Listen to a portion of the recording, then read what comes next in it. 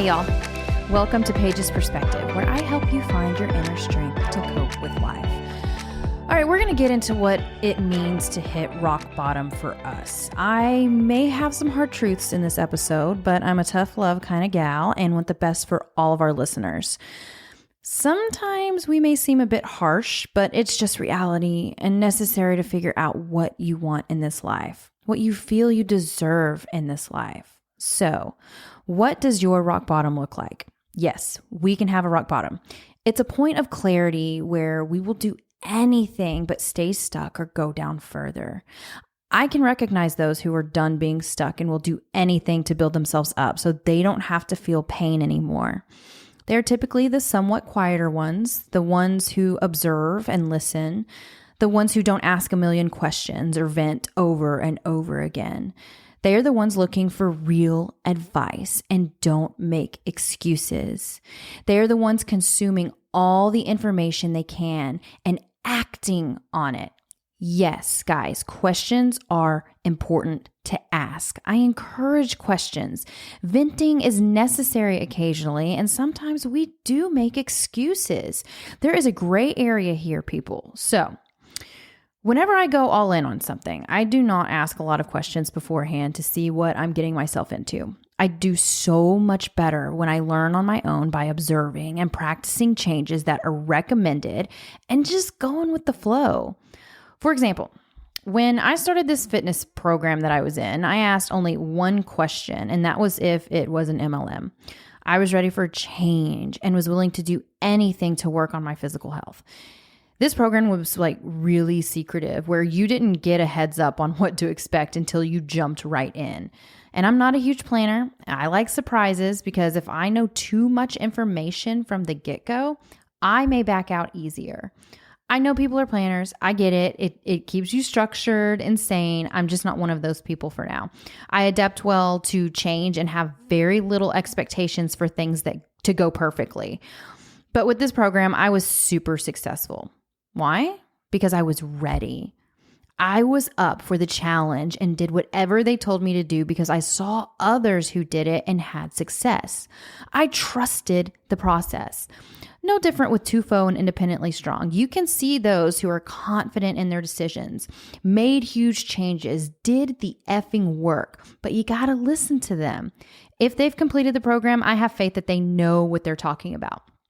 Anyway, back to the rock bottom. I hit mine about 4 years after Matt got sober. He set boundaries and I started to do the hard things. I worked really hard in all categories of self-care and it didn't matter what anyone else said. I focused so hard on getting out of my funk and the mental health issues that held me back. And it's really similar to those in addiction. They hit a rock bottom, maybe due to consequences, boundaries, legal issues, health issues, something that makes them so tired of the fucking roller coaster, they make a choice to get help. We have to make a choice to get help, which means hard work and less expectations of the outcome. There will be sacrifices made no matter what we do with our relationship, and that sucks. It seems unfair. I'm really not one to say life isn't fair. It's actually a phrase we don't allow in our home because the reality is that life isn't fair, and once we acknowledge that, big fucking things can happen. Staying in unhealthy relationships long-term means sacrificing your own mental health. It affects you, and it can get worse over time. Leaving an unhealthy relationship has sacrifices as well. It could be financial loss, splitting time with your kids, not having enough support. Maybe you don't have a job and can't just leave, and so many other factors. But safety and your mental well-being is more important than all of those things. Things can be rebuilt, even if we're losing something we've worked so hard for. For me, part of my relapse plan with my husband is that I plan to leave our home with our children and start from scratch. Unfair? Yes. Should my husband be the one leaving since he's the one who would mess this up? Yes. But I'm stubborn and will do whatever I have to do to protect my children and myself. I would have to make so many sacrifices, but it would be necessary for us. So let's say you don't have a job and you feel super stuck. Please know that you are not stuck. We can't typically just say, okay, I'm done, I'm out, and just leave. Like, we have to make a plan, and it can take some time, but we have to give ourselves grace and patience and work on building ourselves up to make the decision to leave if necessary. Get a job, save some money, look for resources in your community. Don't act like you're stuck, because you're not. There are options. This is temporary. When the pain is strong enough, we will do anything to get out of that pain and work towards a more meaningful life. Sometimes we have to break things down to rebuild them back up, and that's hard as hell. When we hit rock bottom, we won't have excuses. We will do whatever we have to do. Get a job, save, work a program. Independently Strong is a great start.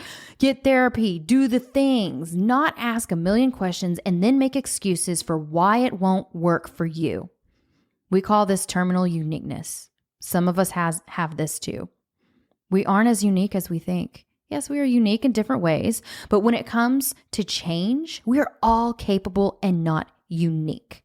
We don't need others to take care of us. We need to be okay taking care of ourselves. And if we have a healthy relationship, appreciate that too. It isn't black or white. The more excuses we make and think we need someone to take care of us, the longer we're going to stay stuck and feel powerless. You have choices. There are resources, but sometimes you don't like what you hear because it isn't the outcome you wish. Welcome to life. I know we all work really, really hard to prepare our lives with career choices and parenting choices. But guys, sometimes shit just happens and we have to be prepared to pivot. This is being resilient. Understanding that things don't always go as planned and we have to adjust accordingly. So another example of this, and we've talked about this before, is my family and I were flying home from London a few years ago and we got stuck in the Atlanta airport overnight. The flights were delayed until morning. We were tired and uncomfortable, but we made the best of it. We knew it was something out of our control, so why complain? That would have taken too much energy, and we wanted to set an example for our kids on how to handle things when they don't go as planned. We slept on the floor and accepted the outcome. We made it like an adventure. That's how I try to tackle a lot of things in my life. Going with the flow and understanding that what I'm able to control. I cannot control an airlines or another human being. I can only control myself. That means if shit hits the fan in my marriage, I would do whatever to change my situation. I wouldn't change him. I would move myself and my kids to a different way of living. Lots of adjustments would happen and I'd have to solve lots of problems, but it's okay. I'm able to do that because I'm prepared for anything that comes my way. I honestly don't think it would get to this point to where we are, where we would have to leave, but I'm prepared to do so. We can't predict the future. We can try really hard to make an outcome we want, but be prepared for any outcome and adjust accordingly. I know it's hard. I know this isn't the life we asked for. I know it isn't what we thought we'd have, but here we are. So what are we going to do about it? What are we going to do about it? We have to want something different so badly for us to change. We know we can't change people. We know we can only change ourselves. And that doesn't mean change your personality or what you stand for. It means you are in charge of you and what you do with your life.